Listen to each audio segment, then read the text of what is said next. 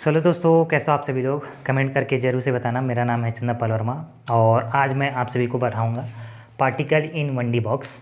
आपके मन में ज़रूर से ये क्वेश्चन उठ रहा होगा कि ये हिंदी में है कि इंग्लिश में है ना। ये जो लेक्चर होने वाला है वो हिंदी और इंग्लिश दोनों मिक्स होने वाला है।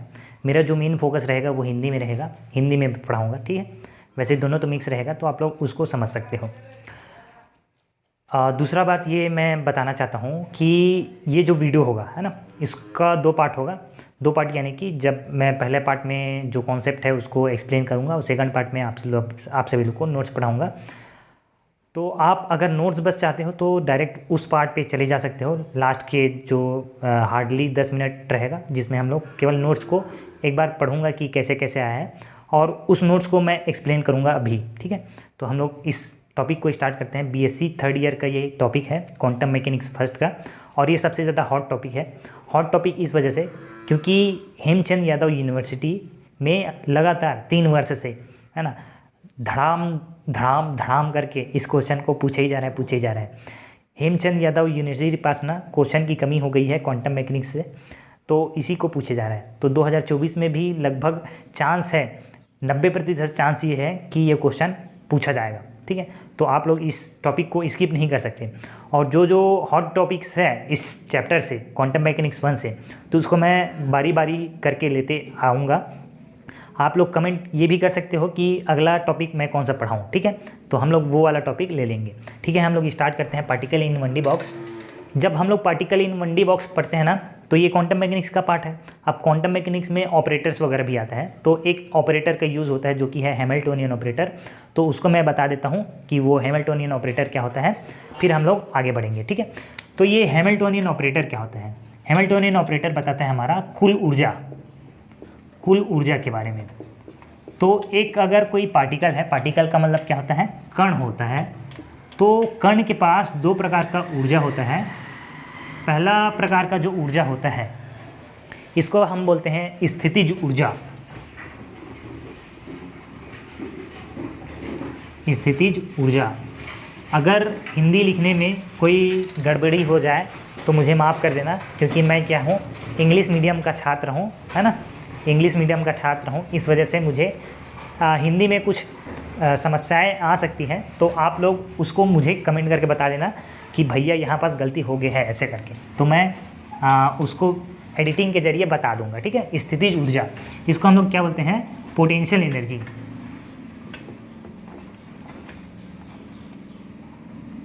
और जो दूसरा प्रकार का एनर्जी होता है इसको हम लोग बोलते हैं गतिज ऊर्जा। गतिज ऊर्जा को हम लोग काइनेटिक एनर्जी बोलते हैं। क्या बोलते हैं? Kinetic energy. तो जब हम लोग क्वांटम मैकेनिक्स पढ़ते हैं ना, तो जो पार्टिकल रहता है, पार्टिकल जो कण रहता है वो बहुत ही ज़्यादा छोटा होता है। अब बहुत ही ज़्यादा छोटा जैसे कि इलेक्ट्रॉन हो गया, प्रोटॉन हो गया, फोटोन हो गया, है ना। तो इन सभी चीज़ के बारे में पढ़ते हैं। तो हमें एक फॉर्मूले के याद रखना रहता है काइनेटिक एनर्जी के लिए, यानी कि गतिज ऊर्जा के लिए हमें किसी भी कण के लिए जो गतिज ऊर्जा है उसका बस मान याद रखना रहता है। तो कितना होता है काइनेटिक एनर्जी?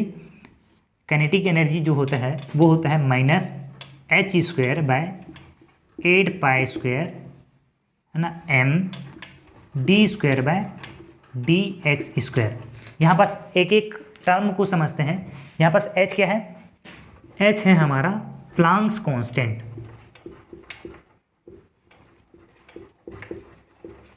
है ना। प्लांक्स ऐसे लिखते हैं, प्लांक्स कांस्टेंट को नियतांक बोलते हैं हम लोग। क्या है? प्लांक्स नियतांक। इसका मान 6.63 × 10⁻³ जूल सेकंड होता है ना, h का मान। और m का है, m क्या है? ये द्रव्यमान है। द्रव्यमान को इंग्लिश में मास बोलते हैं, ठीक है। और ये d²/dx², ये क्या है? डिफरेंशिएशन, डबल डिफरेंशिएशन बोलते हैं इसको। क्या बोलते हैं? डबल डिफरेंशिएशन बोलते हैं। तो ये काइनेटिक एनर्जी का बस मान आप लोग को याद रखना रहता है। अब जब हम लोग क्वांटम मैकेनिक्स में पढ़ते हैं ना, तो अक्ष में पढ़ते हैं। तो काइनेटिक एनर्जी एक्स एक्सिस में, काइनेटिक एनर्जी वाई एक्सिस में और काइनेटिक एनर्जी जेड एक्सिस में। तो 3 अक्ष होता है हमारे पास। तो काइनेटिक जो एनर्जी होगा, कुल गतिज जो ऊर्जा होगा कुल गतिज जो ऊर्जा होगा, है ना, गतिज ऊर्जा के बारे में बात कर रहे हैं, गतिज ऊर्जा, तो ये क्या होगा, काइनेटिक एनर्जी एक्स में, काइनेटिक एनर्जी कहाँ, एक्स में, प्लस क्या हो जाएगा काइनेटिक एनर्जी वाई में, धन क्या हो जाएगा काइनेटिक एनर्जी जेड में। उसी प्रकार से अगर हम लोग कुल स्थितिज ऊर्जा के बारे में बात करें, स्थितिज ऊर्जा के बारे में बात करें, ठीक है, तो ये हमारा होगा स्थितिज ऊर्जा एक्स अक्ष में, स्थितिज ऊर्जा वाई अक्ष में, प्लस क्या हो जाएगा स्थितिज ऊर्जा जेड अक्ष में। तो ये तीन अक्ष में हमारा तीन डिफरेंट स्थितिज ऊर्जा हो गया। अब हमारा कुल ऊर्जा कितना होगा, कुल ऊर्जा होगा हमारा कुल स्थितिज ऊर्जा,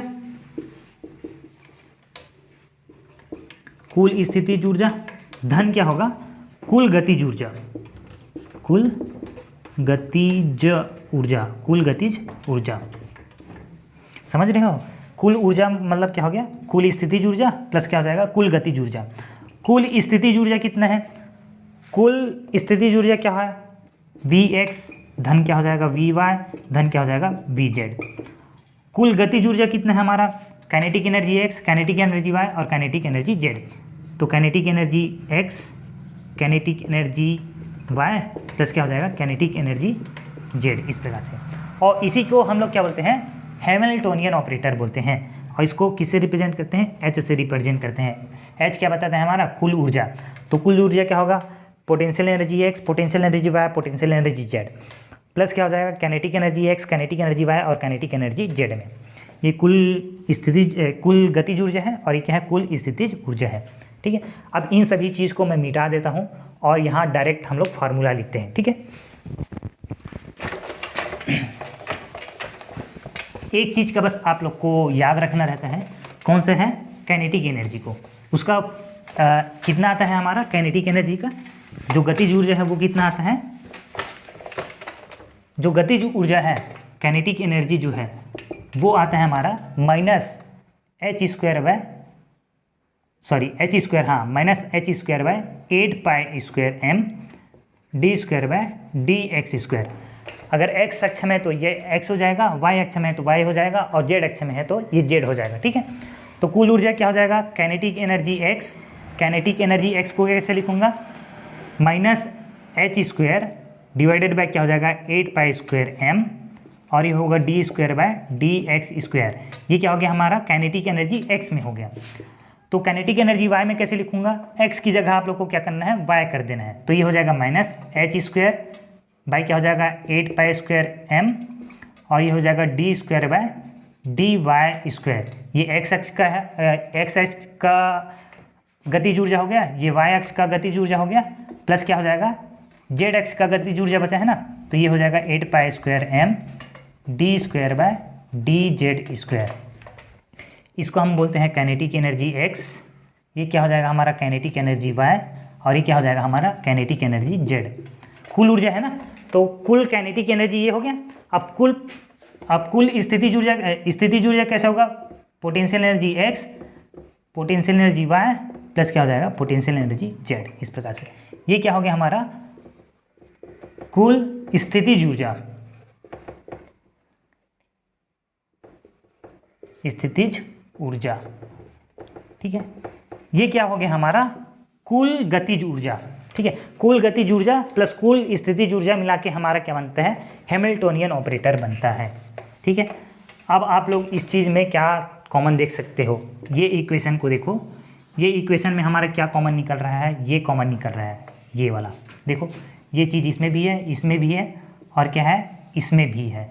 तो इन तीनों चीज़ को हम लोग क्या कर सकते हैं बाहर निकाल सकते हैं, H square by 8 pi square M, है ना। इसको बाहर निकाल दो तो क्या बचा अंदर में D square by D X square, इस टर्म से बचा, इस टर्म से क्या बचा D square by D Y square बचा और यहाँ से क्या बचा D square by D Z square बचा, ऐसे, ठीक है।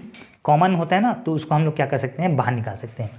वी एक्स वी वाई और वी जेड को क्या लिख सकते हैं, ये कुल स्थितिज ऊर्जा को प्रदर्शित करता है और ये किसके बराबर होगा, ये हमारा हैमिल्टोनियन ऑपरेटर के बराबर होगा, है ना। अब देखिए एक और ऑपरेटर होता है, ये इम्पोर्टेंट है, इसको बॉक्स में आप लोग चाहो तो बंद कर सकते हो, बहुत ही इम्पोर्टेंट है ये। एक और ऑपरेटर होता है जिसको हम लोग, ये क्या है, हमारा हैमिल्टोनियन ऑपरेटर निकल गया। एक और ऑपरेटर पूछते हैं लैप्लासियन ऑपरेटर के बारे में।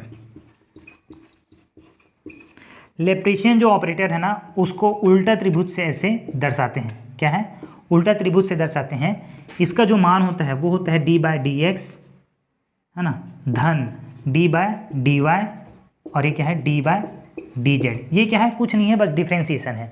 डिफ्रेंशिएशन इसी प्रकार से करते हैं, तो इसको हम लोग क्या बोल देते हैं, लैप्लासियन ऑपरेटर। अब लैप्लासियन ऑपरेटर को में है ना, तो उसमें अगर मैं स्क्वायर कर दूं ऐसे, लैप्लासियन ऑपरेटर में उसके ऊपर क्या लगा दूं, घात लगा दूं, तो ये क्या बनता है, ये ऊपर में घात लगता है और एक्स स्क्वायर इस प्रकार से होता है। ठीक है, और डी स्क्वायर बाय क्या हो जाएगा, dy स्क्वायर, और ये क्या होगा, D square bye dz square. तो इसको मैं इस प्रकार से लिख सकता हूँ।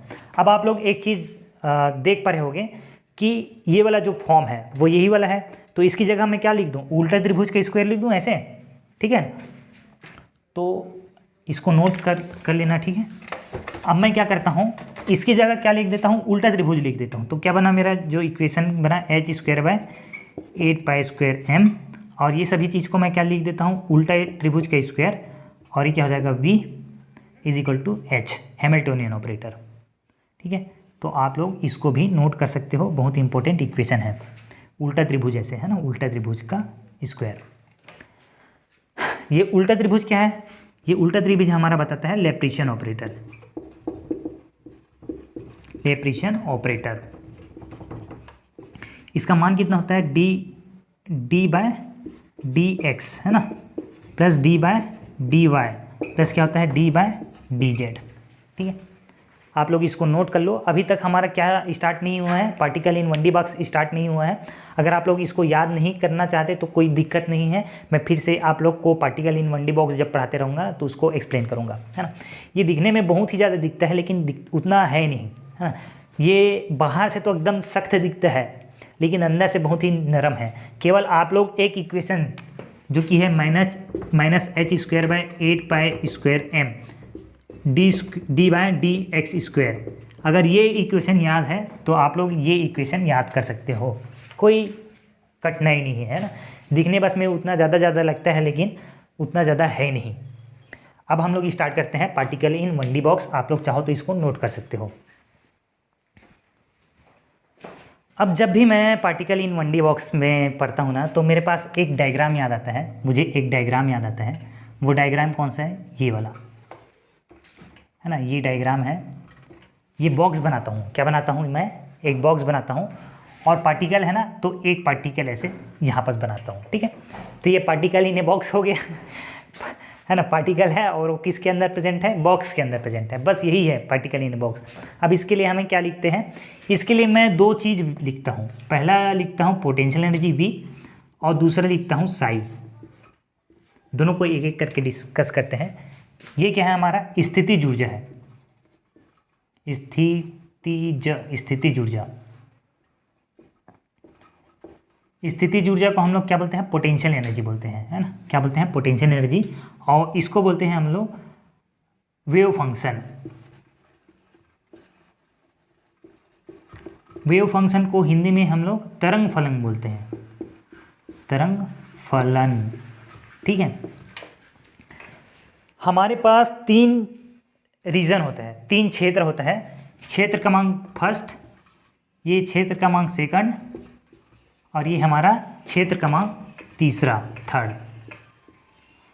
तो हमारा जो पार्टिकल है, जो हमारा कण है, वो कौन से क्षेत्र में है, सेकंड क्षेत्र में है। फर्स्ट क्षेत्र और थर्ड क्षेत्र में नहीं है। तो देखिए, जो स्थितिज ऊर्जा होता है ना, क्या चीज़ बताया मैंने, स्थितिज जो ऊर्जा होता है V का मान इस पहले क्षेत्र के लिए 0 के बराबर होता है, इस चीज़ को याद रखना। और इसके लिए जो स्थितिज ऊर्जा का जो मान है ना, वो 0 होता है, इसके लिए इनफाइनाइट होता है। इसके लिए जो होता है अनंत होता है पहले रीजन में, और जो दूसरे रीजन में भी इसका मान कितना होता है, अनंत होता है। यहाँ इसका मान कितना होता है, 0 के बराबर होता है। समझेंगे क्यों होता है ना। और जो साई का मान है यहाँ, ये होता है 0। यहाँ जो साई का मान होता है वो 0 के बराबर नहीं होता, यानी कि कुछ ना कुछ वैल्यू होता है सेकंड रीजन में, यानी कि दूसरे में, है ना। और यहाँ जो साई का मान है वो हमारा 0 के बराबर होता है। साई बताता क्या है? साई एक बहुत ही इंपॉर्टेंट टर्म है। ये है हमारा वेव फंक्शन, है ना। ये हमारा क्या है? Wave function. वेव फंक्शन मतलब क्या होता है? इसको हम लोग तरंग फलन बोलते हैं। क्या बोलते हैं? तरंग फलन। ये हमें बताता है कि कोई पार्टिकल वहाँ पाया जाता है कि नहीं पाया जाता। जैसे कि अगर इसका अगर मान 0 आ जाए, कितना आ जाए? 0 आ जाए, इसका मतलब ये है कि पार्टिकल यानी कि कण बोल सकते हो। कण क्या होगा? अनुपस्थित होगा। अनुपस्थित यानी कि अब्सेंट हो जाएगा। वहाँ कण अनुपस्थित है, अब्सेंट है। अगर साई का मान 0 नहीं है, इसका मतलब क्या होगा? पार्टिकल प्रेजेंट होगा।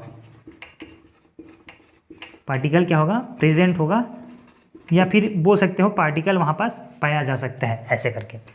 तो यही चीज़ तो हम लोग बता रहे हैं, पार्टिकल कौन से क्षेत्र में पाया जा रहा है? सेकंड क्षेत्र में पाया जा रहा है। इस वजह से यहाँ का जो साई का मान है वो क्या है? 0 नहीं है। यहाँ साई का मान 0 है, इस वजह से हम लोग बोल सकते हैं कि इस रीजन में, इस क्षेत्र में हमारा पार्टिकल नहीं पाया जा रहा है, हमारा कण जो है नहीं पाया जा रहा है, ना ही इस रीजन में पाया जा रहा है। इस वजह से इसका मान कितना है? 0 है।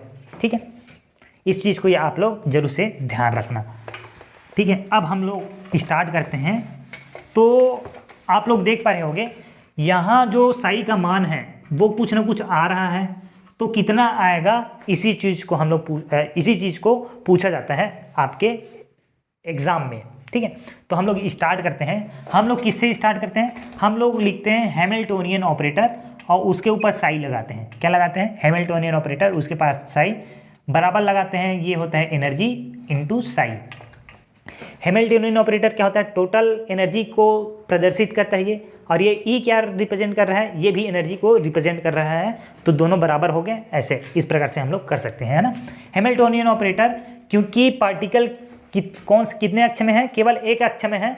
तो जो हैमिल्टोनियन ऑपरेटर है ना, जो एनर्जी मिलेगा हमें वो केवल एक अक्ष में मिलेगा। हम लोग यहाँ पर एक्स अक्ष को हम लोग ले रहे हैं, तो केवल एक्स अक्ष के लिए हम लोग क्या निकालेंगे? एनर्जी निकालेंगे। तो हमारा हैमिल्टोनियन ऑपरेटर क्या बताता है? टोटल एनर्जी बताता है। और कितना एक्सिस है यहाँ पास? कितना अक्ष है? केवल एक ही अक्ष है, यानी कि हमारे पास काइनेटिक एनर्जी x प्लस क्या हो जाएगा? पोटेंशियल एनर्जी x, और उसके ऊपर क्या लगा है? साई लगा है, बराबर क्या हो जाएगा? E इंटू साई, ऐसे हो जाएगा। काइनेटिक एनर्जी x को हम लोग कैसे लिख सकते हैं? -h²/8π²m। अब तो यहाँ तक आप लोग को ये याद हो ही गया होगा। d² क्या होगा? dx²। ये याद हो जाना ही चाहिए, है ना, काइनेटिक एनर्जी का। और प्लस क्या हो जाएगा? पोटेंशियल एनर्जी x में, और इसके ऊपर क्या लगाएंगे हम लोग? साई लगाएंगे, इज इक्वल टू क्या हो जाएगा? E into Sai. अब बताओ मुझे, सेकंड रीजन में v का वैल्यू कितना है? v का वैल्यू कितना है? 0 होता है। कितना होता है? 0। तो उसकी जगह आप लोग क्या कर दो? 0 पुट कर दो। तो क्या बन जाएगा? 8²/h π²m, और ये हो जाएगा d²/dx²। इसका मान कितना हो जाएगा? 0 हो जाएगा। और इस साई को अंदर जब आप लोग गुना करोगे तो ये इस प्रकार से हो जाएगा। ये बराबर किसके बराबर हो जाएगा? E into Sai. अब मैं क्या करता हूँ, इस पूरे टर्म को, ये क्या बनेगा? ये पूरा टर्म को उस साइड ले जाओ। किस साइड ले जाना है? उस साइड ले जाओ। तो क्या बनेगा? d²/dx², है ना। यहाँ क्या बचा है? साई इज इक्वल टू, इसको ऊपर ले जाओगे तो ये क्या? ये पूरा टर्म ऊपर चले जाएगा, यानी कि 8π²m, और ऊपर में क्या है? E गुना हो जाएगा, भागित में हमारा क्या हो जाएगा? -h² ऐसे, और यहाँ क्या लगा है? साई लगा है। ठीक है, अगर मैं इसको इक्वेशन फर्स्ट बोल देता हूँ, इसको मैं क्या बोल देता हूँ? इक्वेशन सेकंड बोल देता हूँ। ठीक है, अब हम क्या करते हैं? इस पूरे इक्वेशन को एक कांस्टेंट k से क्या करते हैं? रिप्लेस कर देते हैं, मतलब इसकी जगह लिख देते हैं। तो लिख दूंगा तो किस प्रकार से दिखेगा? देखो, d²/dx² साई बराबर, इसकी जगह मैं क्या कर देता हूँ? k² से ऐसे इसको प्रदर्शित कर देता हूँ। और ये क्या हो जाएगा साई माइनस, और ये माइनस टर्म है ना, माइनस को ऊपर लिखो चाहे नीचे लिखो, दोनों का मतलब क्या हो जाएगा, सेम ही हो जाएगा, है ना। तो ये माइनस के स्क्वायर और क्या हो जाएगा साई। तो ये हमारा जो इक्वेशन मिला, ये इस इक्वेशन को मैं क्या ले लेता हूँ, इसको मैं थर्ड इक्वेशन ले लेता हूँ। क्या ले लेता हूँ, थर्ड इक्वेशन ले लेता हूँ। यहाँ पास मेरा के का वैल्यू क्या है, इसको मैं मिटा दे रहा हूँ, है ना।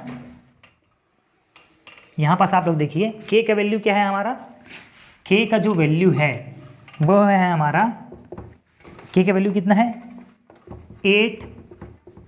इसको मैं के स्क्वायर से रिप्रेजेंट कर रहा हूँ ना, किससे रिप्रेजेंट कर रहा हूँ, के स्क्वायर से रिप्रेजेंट कर रहा हूँ। तो हमारा के स्क्वायर किसके बराबर है, के स्क्वायर बराबर है हमारा 8 पाई स्क्वायर, है ना, 8 पाई स्क्वायर एम इंटू ई, नीचे भागित में क्या चले जाएगा, भागित में हमारा चले जाएगा एच स्क्वायर। ये हमारा किसके बराबर है, के स्क्वायर के बराबर है। हम लोग इसको इक्वेशन नंबर 4 दे देते हैं। कितना दे देते हैं, इक्वेशन नंबर 4 दे देते हैं।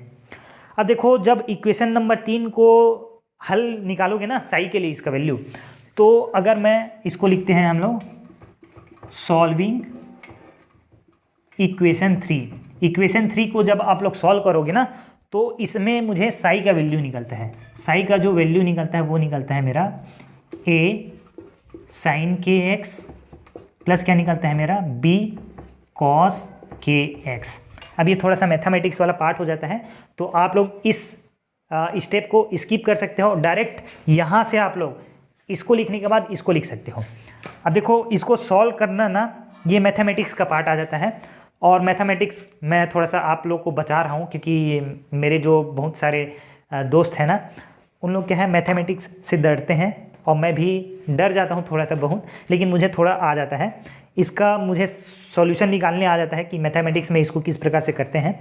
लेकिन अगर आप लोग डायरेक्ट इस स्टेप से इस स्टेप में जाओ ना तो फिर भी आप लोग का सही होगा, है ना, मैथमेटिक्स से आप लोग इसमें बच सकते हो। तो मैं तो क्या बोलता हूँ आप लोग को, क्या सजेशन दूंगा कि इस स्टेप से आप लोग डायरेक्ट ये वाला जो साई का इक्वेशन है ना उसको क्या कर लो, याद कर लो। तो अगर मैं इसको क्या दे देता हूँ, 5वां इक्वेशन दे देता हूँ। अभी भी मुझे ये नहीं पता कि यहाँ पास ए का वैल्यू क्या होगा, है ना, बी का वैल्यू क्या होगा, यानी कि बी का मान क्या हो जाएगा, है ना, के का मान क्या होगा, ये सभी चीज़ के बारे में मुझे जानकारी नहीं है। तो इन सभी चीज़ को पता लगाने के लिए हम लोग एक सिचुएशन लेते हैं, है ना, एक हम लोग क्या लेते हैं, कंडीशन लेते हैं। वो कंडीशन क्या है, तो देखिए ये डायग्राम को बनाना बहुत ही इंपॉर्टेंट है, और ये डायग्राम क्या है, पार्टिकल इन 1D बॉक्स का है। यहाँ पास हमारा साई का वैल्यू क्या है, 0 है। यहाँ पास हमारा साई का वैल्यू क्या है, नॉन जीरो है।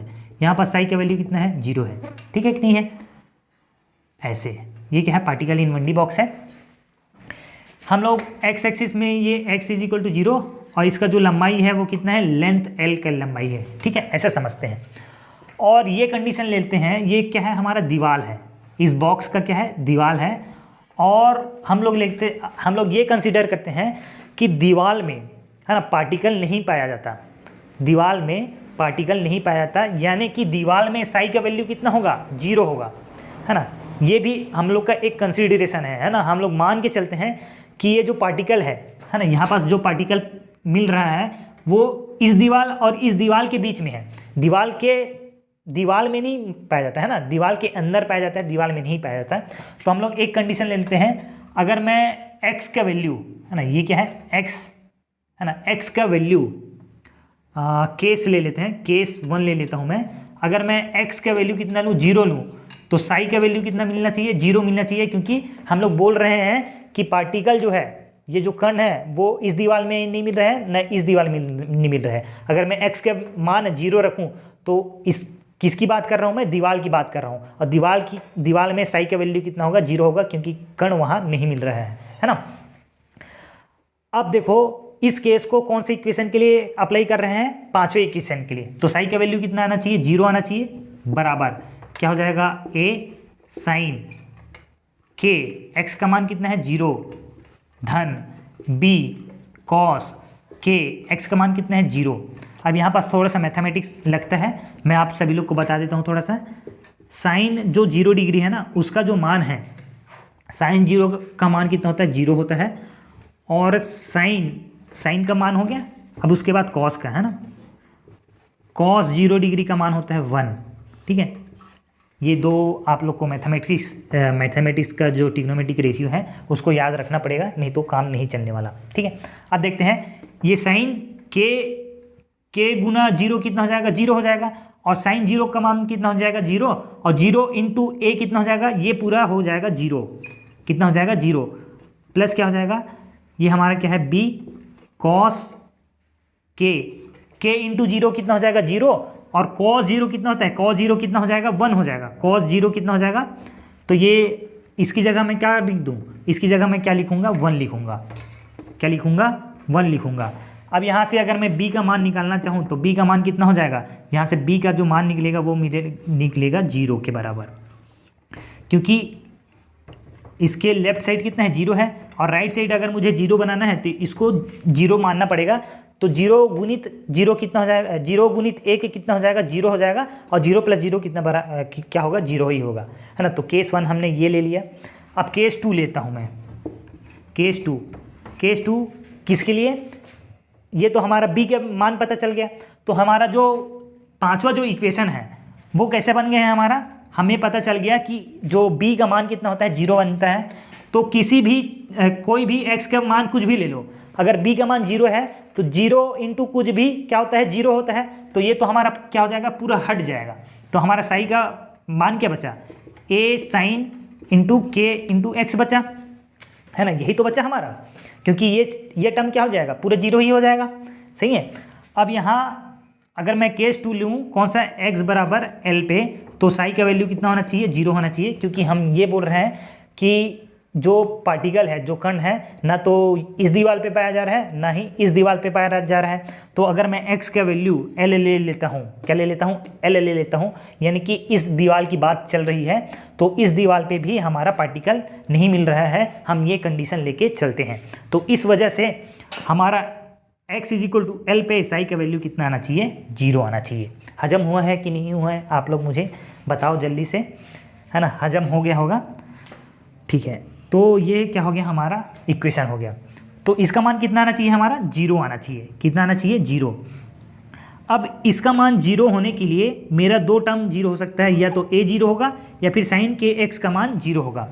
अब देखो a 0 नहीं हो सकता, a का मान कितना नहीं हो सकता 0 नहीं हो सकता, क्यों, अगर a का मान 0 हो गया तो 0 इंटू कुछ भी 0, 0 इंटू कुछ भी 0, तो साई का मान पूरा ही 0 हो जाएगा। लेकिन हम लोग तो ये कंसिडर कर रहे हैं कि इसके बीच में साई का मान कितना है नॉन 0 है, इस वजह से a का मान क्या है नॉन 0 नहीं हो सकता। तो क्या होगा साइन के एक्स का जो मान है साइन के एक्स, अब x का वैल्यू मैंने क्या ले लिया l ले ली है, साइन के l का मान कितना होना चाहिए 0 होना चाहिए। समझ रहे हो। तो यहाँ से मैं क्या निकाल सकता हूँ, जो के एल का मान है ना, के एल साइन थीटा है ना, के एल का मतलब क्या होता है साइन थीटा, साइन थीटा का मान 0 कब होता है, साइन थीटा का मान 0 ये तो 0 डिग्री पे होता है, और दूसरा होता है पाई डिग्री पे, 2 पाई डिग्री पे, 3 पाई डिग्री पे, 4 पाई डिग्री पे। इसमें सभी में क्या होता है साइन पाई, साइन 2 पाई, साइन 3 पाई, साइन 4 पाई, इन सभी का मान कितना होता है 0 होता है। यानी कि अगर मैं बोलूँ साइन पाई, साइन 2 पाई, साइन 3 पाई, साइन 4 पाई, इन सभी का मान कितना होता है 0 के बराबर होता है ना। तो इसको 0 बनाने के लिए जो के एल का मान है मेरा पाई होना चाहिए, या तो 2 पाई होना चाहिए, या तो 3 पाई होना चाहिए, या तो 4 पाई होना चाहिए, या तो 5 पाई होना चाहिए, या तो 6 पाई होना चाहिए। क्योंकि अगर इसको मुझे अगर 0 बनाना है तो इसकी जगह मुझे क्या चाहिए पाई चाहिए, या फिर 2 पाई चाहिए, या फिर 3 पाई चाहिए, या फिर 4 पाई चाहिए। इसको ना 5, 6, 7, 8 तक जहाँ तक ले जाना चाहते हो ले जा सकते हो। तो मैं बोल देता हूँ के एल का जो मान है मेरा कितना होना चाहिए n पाई के बराबर होना चाहिए। इससे ये चीज़ हम लोग निकाल सकते हैं। अगर के एल का मान n पाई हुआ तो साइन n पाई का मान कितना हो जाएगा 0 हो जाएगा, है ना। इस चीज़ को आप लोग अगर समझ पा रहे हो तो मुझे ज़रूर से बताना, अगर नहीं समझ आ रहा है तो इसको पर्सनली मुझे पूछ भी सकते हो, ठीक है, मैं बता दूंगा। इसमें कोई हिचकिचाहट मत करना, क्योंकि आपके 3-4 नंबर का क्योंकि क्या है आपके 3-4 नंबर का वो है सवाल है, इस वजह से हम लोग इसको छोड़ नहीं सकते, है ना। अगर नहीं समझ आया तो जरूर से मुझे पूछना, ठीक है। तो यहाँ पास में के एल का वैल्यू कितना निकला, एन पाई, है ना, एन पाई। तो यहाँ से मैं के का वैल्यू क्या निकाल सकता हूँ, के इज इक्वल टू क्या हो जाएगा, एन पाई डिवाइडेड बाई क्या हो जाएगा, एल हो जाएगा, ठीक है। के का मान क्या निकला, N pi divided by L. इसको मैं कौन सी इक्वेशन दिया था, इसको 3 दिया था, इसको 4 दिया था, इसको मैं क्या दे देता हूँ, 5 दे देता हूँ, ठीक है कि नहीं है। अब मैं क्या करता हूँ, ये वाला पार्ट मिटा रहा हूँ, ठीक है। तो देखो हमारा क्या निकला था, साई का वैल्यू कितना निकला था, ए साइन के एक्स प्लस बी कॉस के एक्स, है ना। इसको इक्वेशन नंबर 5 दे दिया था। और यहाँ से मेरा के एक जो बी का वैल्यू निकला था, बी का वैल्यू 0 निकला था, और यहाँ के का वैल्यू हम लोग को निकल गया था, है ना, N pi divided by L. इसको मैं इक्वेशन नंबर 5 नहीं, इसको इक्वेशन नंबर 6 बोल देता हूँ, क्योंकि इक्वेशन नंबर 5 यहाँ है ना। बहुत ही ज़्यादा डिफिकल्ट जा रहा है इसको निकालने में, है ना। अब देखो हर एक खूबसूरत जो चीज़ होती है वो आसानी के साथ नहीं मिल जाती, है ना। इसको आप लोग पूछ सकते हो ऐसे व्यक्ति से जिसके पास खूबसूरत है, क्या है आप लोग जानते हो, ठीक है। अब हम लोग क्या करते हैं, इक्वेशन नंबर जो 5 है हमारा, इक्वेशन नंबर जो 5 है वो क्या बन गया है, b का मान क्या हो गया, 0 हो गया। तो इस वजह से cos के x का जो मान है वो क्या हो जाएगा, 0 हो जाएगा, क्योंकि किसी भी संख्या को आप लोग 0 से गुना करोगे तो कितना आता है, 0 आ जाता है। तो जो पांचवा जो इक्वेशन है हमारा वो क्या बन गया है, हमारा बन गया है a साइन के एक्स बन गया है, क्या बन गया है, के एक्स, और इसका मान तो क्या हो गया, 0 हो गया। तो पांचवा जो इक्वेशन है हमारा क्या बन गया है, इस प्रकार से बन गया है। और के के जगह हम लोग क्या लिख सकते हैं, N pi divided by L. तो यहाँ के जगह आप लोग क्या कर सकते हो, N pi divided by L, N pi divided by L, और यहाँ एक्स था ना तो यहाँ एक्स लिख दो। तो ये हमारा इक्वेशन नंबर क्या बोल देते हैं, इसको 6 था ना, इसको इक्वेशन नंबर 7 बोल दो। अब अभी भी मुझे यहाँ बस ए का वैल्यू नहीं पता, किसका वैल्यू नहीं पता, ए का मान नहीं पता। तो इसके लिए भी थोड़ा मेहनत करना पड़ेगा, क्योंकि जो ब्यूटीफुल होता है ना उसके लिए क्या करना पड़ता है, मेहनत करना पड़ता है। तो ए के लिए भी हम लोग क्या करते हैं, मेहनत करते हैं। इसके लिए हम लोग लगाते हैं नॉर्मलाइजेशन, क्या लगाते हैं, नॉर्मलाइजेशन। नॉर्मलाइजेशन का मतलब क्या होता है, ये बताता है हमें संभावना, क्या बताता है, संभावना। इसको हिंदी में क्या बोलते हैं, प्रोबेबिलिटी। ये क्या बताता है, हमारा संभावना बताता है। क्या संभावना बताता है, कण के मिलने की, कण के पाए जाने की। इसको लिखते किस प्रकार से, देखो नॉर्मलाइजेशन जब भी लिखोगे ना तो इंटीग्रेशन का साइन लगाते हैं इस प्रकार से, और लिखते हैं साई और साई स्टार, है ना। क्या लिखते हैं, साई इंटू साई स्टार, और लिखते हैं हम लोग डी टाउ, इस प्रकार से डी टाउ। और ये किसके बराबर होता है, 1 के बराबर होता है। और कहाँ से इंटीग्रेट करते हैं, -इन्फिनिटी से लेकर +इन्फिनिटी तक। इसका मतलब क्या हुआ कि एक पार्टिकल के पाने की जो संभावना है वो कितना है, 1 है, 1 है। इसका मतलब 100% है। कहाँ से कहाँ तक, अगर आप लोग जैसे कि फॉर एग्जांपल ये क्या है, हमारा एक पार्टिकल है और एक्स एक्सिस में हमारा क्या है, पार्टिकल कहीं भी मिल रहा है। तो एक्स अनंत से लेकर जो एक्स इधर से अनंत तक अगर आप लोग जोड़ोगे तो पार्टिकल कहीं ना कहीं तो मिलेगा ना, एक्स एक्सिस में मिलेगा नहीं। तो इसी के लिए हम लोग बोल देते हैं कि जो प्रोबेबिलिटी है वो क्या है, 1 है, ऐसे करके, है ना। अब देखो यहाँ पर साई और साई स्टार क्या होगा इस इक्वेशन के लिए, अभी तो मैथमेटिक्स नहीं बता रहा हूँ। साई और साई स्टार क्या होगा, बराबर होगा दोनों के लिए, है ना। और जो कि कितने के बराबर होगा, इसके बराबर होगा, ठीक है। तो अगर मैं इस इक्वेशन को क्या बोल देता हूँ, इज इक्वल टू क्या हो जाएगा 1, इस इक्वेशन को क्या बोल देता हूँ 8, और साई का मान 7वां से निकाल कर 8वां में अगर आप लोग रखोगे तो क्या होगा ये, और ये जो -इन्फिनिटी है ना, -इन्फिनिटी से जो +इन्फिनिटी है ना, वो x इज इक्वल टू 0 से लेकर x is equal to L तक हमारा सीमित हो जाएगा। ऐसा क्यों है, क्योंकि हमारा जो पार्टिकल है वो बॉक्स के अंदर ही पाया जा रहा है ना। तो ये स्टैंडर्ड है, ये क्या है, स्टैंडर्ड है। आप लोग नॉर्मलाइजेशन इस बॉक्स के लिए किस प्रकार से निकाल सकते हो, इन्फिनिटी माइनस इन्फिनिटी को 0 ले सकते हो और प्लस इन्फिनिटी को L ले सकते हो, है ना।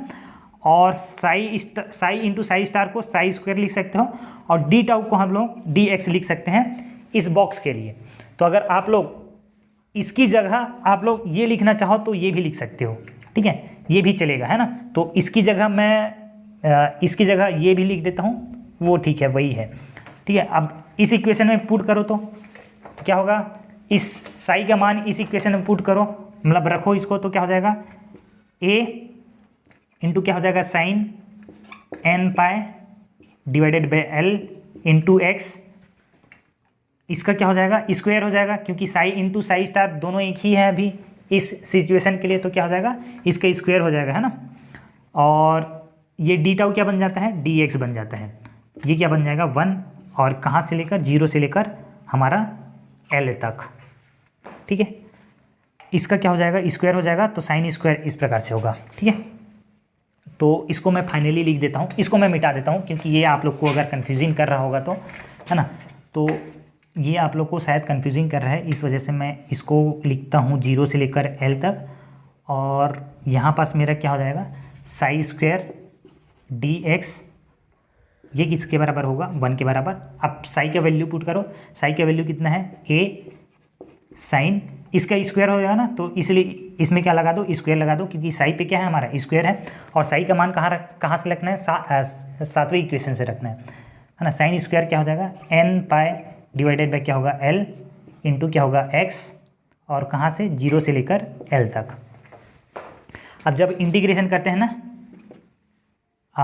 ये किसके बराबर होगा, ये 1 के बराबर होगा। जब हम लोग इंटीग्रेशन करते हैं ना, तो जो कांस्टेंट होता है उसको बाहर निकाल लेते हैं, तो ये हो जाएगा a स्क्वायर 0 से लेकर l तक, और ये हो जाएगा sine square n pi divided by क्या होगा, l इंटू क्या होगा, x।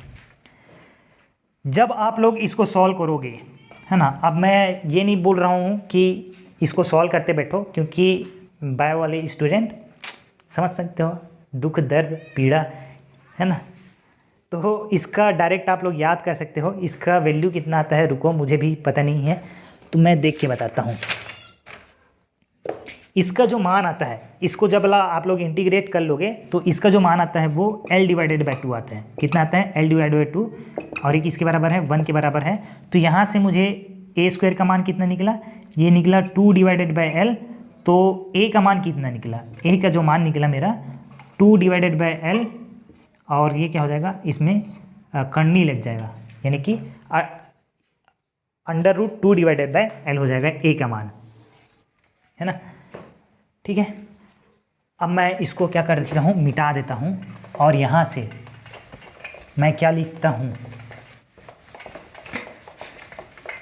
है ना, यहाँ से मैं क्या करता हूँ, a का मान हम लोग इक्वेशन नंबर 7 में रख दो, ठीक है। a का मान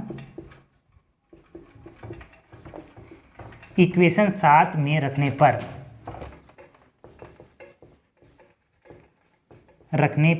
क्या मिलता है हमें, जो साई क्या बन जाता है हमारा, साई का ए का है √2 भागित क्या होता है L, और क्या होगा साइन, फिर क्या होगा n pi divided bye L, है ना, इंटू क्या होगा x। तो ये हमारा मेन इक्वेशन है जिसके लिए हम लोग ताम झाम कर रहे हैं बहुत ज़्यादा। ये मेन इक्वेशन है, इसको याद रखना आप लोग, ठीक है। अब दूसरा हमारा पूछता है एनर्जी E का वैल्यू पूछता है ना। पहला तो हमारा किसके बारे में पूछेगा, साई के बारे में पूछेगा, यानी कि तरंग फलन के बारे में पूछेगा। दूसरा हमें E के बारे में पूछता है। तो E के बारे में हम लोग कैसे निकाल सकते हैं, देखो यहाँ मेरा क्या निकला था, यहाँ पास K का वैल्यू कुछ निकला था ना, K का वैल्यू कितना था, n पाई डिवाइडेड बाई क्या निकला था, L निकला था। और एक जगह हम लोग K का वैल्यू और निकाले थे, K स्क्वायर का वैल्यू निकाला था। K स्क्वायर का जो वैल्यू था वो क्या था हमारा, 8 pi square m divided by h square, इस प्रकार से था, मुझे याद है, अभी थोड़ा थोड़ा याद आ रहा है। तो इसका वैल्यू हम लोग K स्क्वायर का वैल्यू रख दिए थे। और इस इक्वेशन देखो, छठवां इक्वेशन से हमारा K का वैल्यू निकला है, कितना निकला है वो n पाई डिवाइडेड बाई क्या है L। ठीक है। अब हमें के स्क्वायर की वैल्यू चाहिए, तो इसमें क्या कर देते हैं हम लोग, स्क्वायर कर देते हैं। तो ये दोनों तरफ क्या हो जाएगा, स्क्वायर लगा दो, तो के स्क्वायर का वैल्यू कितना हो जाएगा, N square pi square by L square, ऐसा होगा। अब ये देखो, ये और ये दोनों बराबर बराबर हैं, तो मैं क्या लिख सकता हूँ, 8 pi square M divided by क्या हो जाएगा, ये एच स्क्वायर है।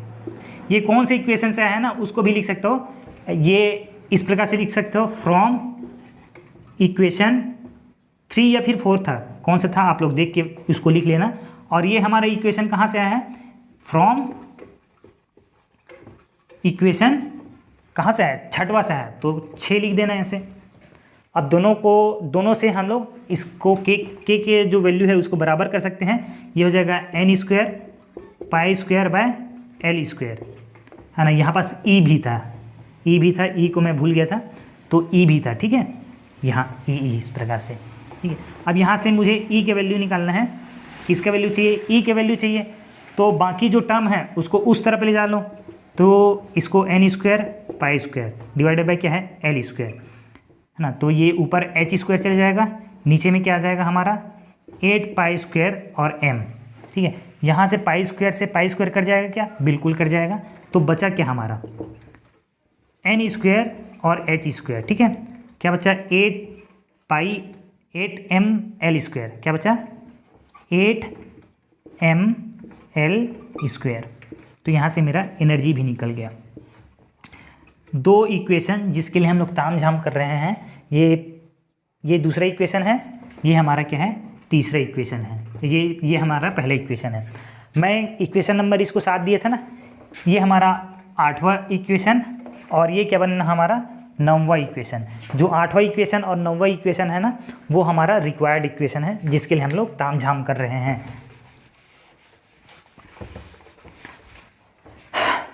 आई होप आप सभी लोग को समझ आया है। थोड़ा सा मेहनत पसीना वसीना सब बहा गया इस पर, जितना मेहनत किया था ना।